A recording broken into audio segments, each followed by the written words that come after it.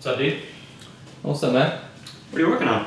A little digital media project, you know. Oh, that's cool. How's it going so far? It's going pretty good. I'm just putting it together right now. Mm-hmm. But the audio sounds terrible. Oh, really? Yeah. What's wrong? Can I see? I don't know, it just sounds really bad. Alright guys, so today we're going to be doing a tutorial on how to get good audio out of your camera. Okay, step one, make sure the camera is as far away as you can possibly get it, because you want to be able to zoom in and then also get the good audio with the on-camera microphone, okay? Yeah, I can see what you mean. Did you use an external mic when you were filming? No, just use the camera.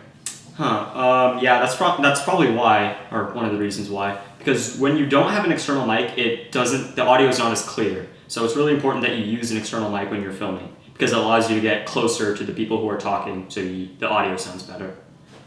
So how far back were you when you were filming this? Probably 10 feet.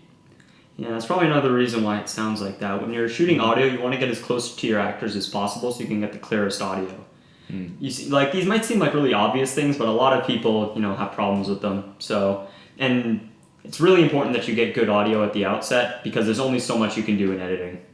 So, is there anything I can do to fix this audio I have already? Yeah, there are a couple things. Obviously, it's not going to make it sound picture perfect, but it could help a lot. So I'll show you some of the ways. So there are three things you can use to boost your audio in editing. There's the fat EQ filter, there's the limiter, and there's the background noise remover. So I like to use those three. So the fat EQ, what it does is it helps increase the warmth and clarity of the audio.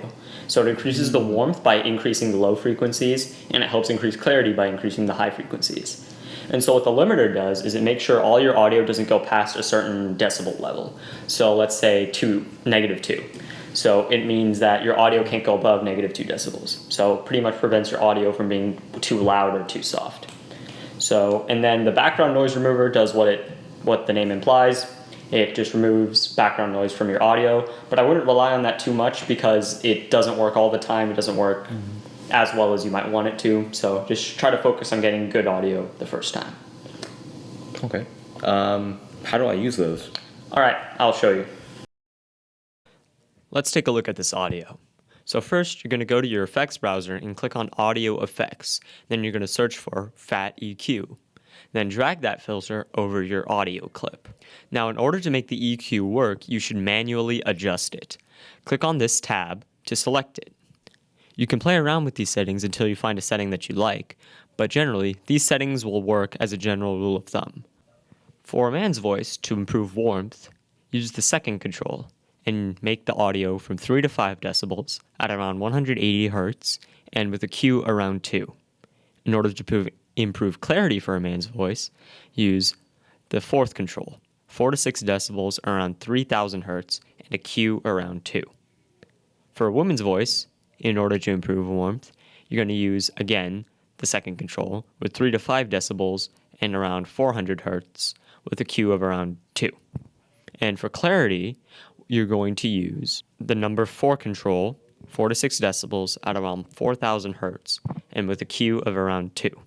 The fat EQ filter will help increase the warmth and clarity of your audio, which will thus increase the quality of the audio. For the limiter effect, go to the Effects tab and drag the limiter effect onto your audio clip. Then click the Adjust button. The output level is the maximum audio level you want your clips to be at. So if you set it to -4.5 decibels, your audio will only be as loud as -4.5 decibels. It can't go above that. The other settings in this window are soft knee, leave that blue button on. This feathers the audio so to make the filter less noticeable. So it's one thing that you want to keep. Release determines how long the effect remains after the talking has stopped. So you're going to set this anywhere between 250 and 300. The next part of the limiter effect is look ahead.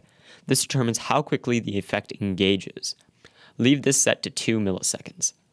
There's also a gain feature which determines how much louder your audio gets. So as the clip goes on, it gets louder and louder. This is something that depends on the clip you're working with, so you're not really going to do the same thing every time. You're going to need to mix and match. So yeah, those are how you use all of those different effects in audio. Thank you so much, Umesh. Oh yeah, no problem, dude. Anytime.